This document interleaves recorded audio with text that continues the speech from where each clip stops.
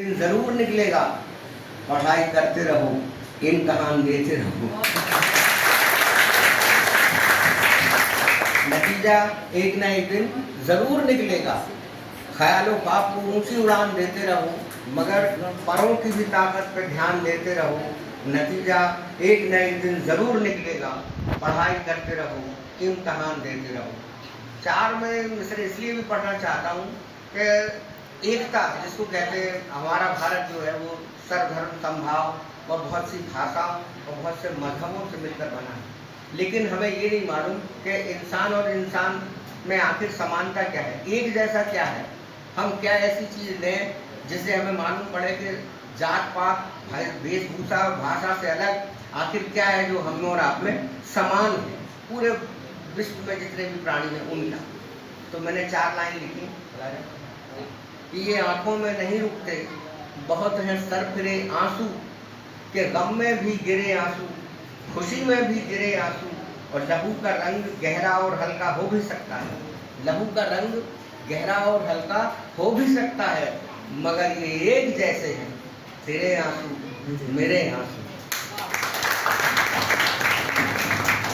लहू का रंग गहरा और हल्का हो भी सकता है, मगर ये एक जैसे हैं, तेरे आंसू मेरे आंसू।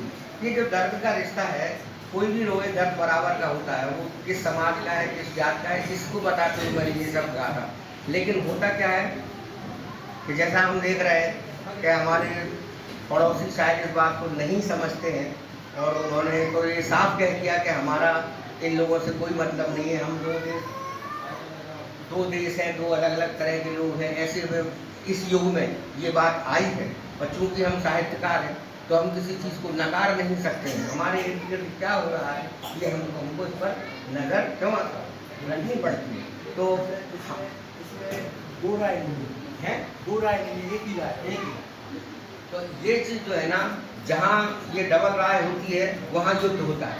आपने देखा कि राम जी के राज में भी युद्ध हुआ, कृष्ण भगवान के में भी युद्ध हुआ।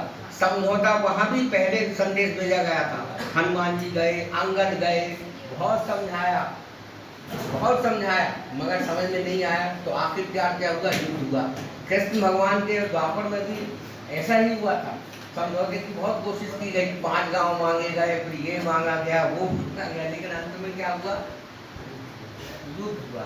तो ये चीज़ें जो है ना, इसको नकारा नहीं जा सकता है। और आज की डेट में हमारी नई पीढ़ी को ये मालूम होना चाहिए कि देश की स्थिति आखिर क्या हो रही है और हमारे क्या है। तो मैंने कहा, सबसे पहले तो मैंने बताया कि लहू का रंग गहरा और हल्का हो भी सकता है, मगर ये एक जैसे हैं, तेरे आंसू मेरे आंसू। मगर हम देख रहे हैं हमारे पड़ोस में क्या होता है कि हमारे अमनो अमान को झिझोड़ देता है, वो दहशतों के नए सांप छोड़ देता है।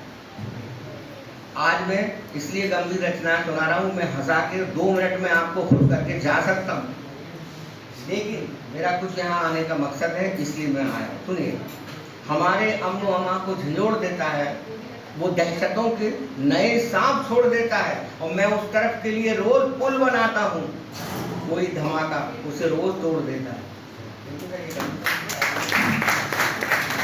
हमारे हिंदुस्तान पाकिस्तान का क्या रिलेशन है वो बता रहा हूँ सर, जनानंद।